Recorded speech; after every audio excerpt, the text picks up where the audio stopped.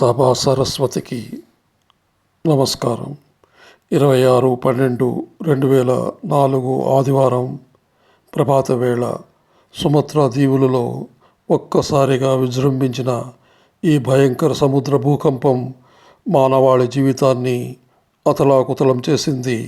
పసిపిల్లలు, పండు వృద్ధులు, ఆడ మగ తారతమ్యం లేకుండా అందరినీ పొట్టన పెట్టుకుంది. దక్షిణాసియా, ఆగ్నేయ ఆసియానంతటినీ కుదిపివేసింది సునామీ. సునామీ అంటే జపాన్ భాషలో రేవు, అల. ఈ సముద్ర ప్రళయంలో 150,000 పైచులికే మరణించారు. ఎన్నో లక్షల మంది నిరాశ్రయులయ్యారు. ప్రకృతి రాసిన ఈ మరణ శాసనంపై నా హృదయాంతరంగాలలో జరిగిన మథనంలో రాసిన కవిత ఇది.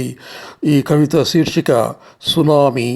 ఈ సునామీ కవిత నా సముద్రఘోష అనే కవితా సంపుటిలో మొట్టమొదటి కవిత. ఇప్పుడు మీకోసం.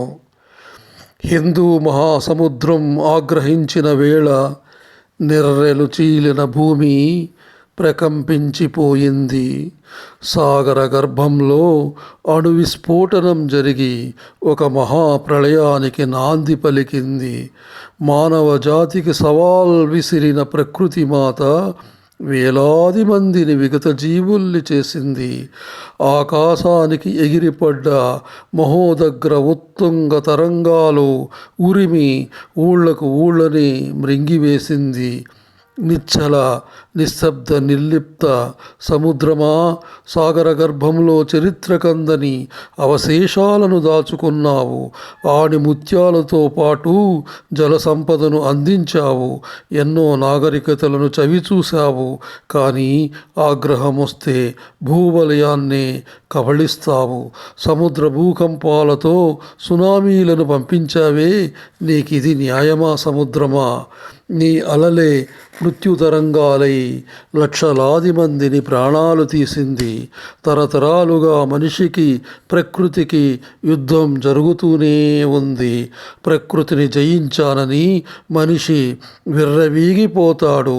అంతలోనే ప్రకృతి తన ప్రతాపాన్ని చూపిస్తుంది.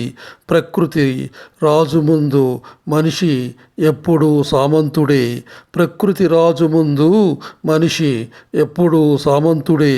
లక్షలాది మంది ప్రాణాల కప్పం కడుతున్నాడు మనిషి. లక్షలాది మంది ప్రాణాల కప్పం కడుతున్నాడు మనిషి.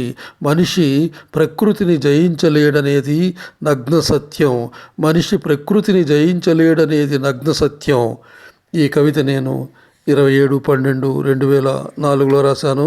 ఇంతకుముందు సముద్రం అనే కవిత కూడా సునామీ సందర్భంగా రాసిన కవిత. ఈ రెండు కవితలు మీకు నచ్చాయని అనుకుంటాను. నచ్చితే 10 మందికి పంచమని నేను అభ్యర్థిస్తున్నాను. స్వస్తి.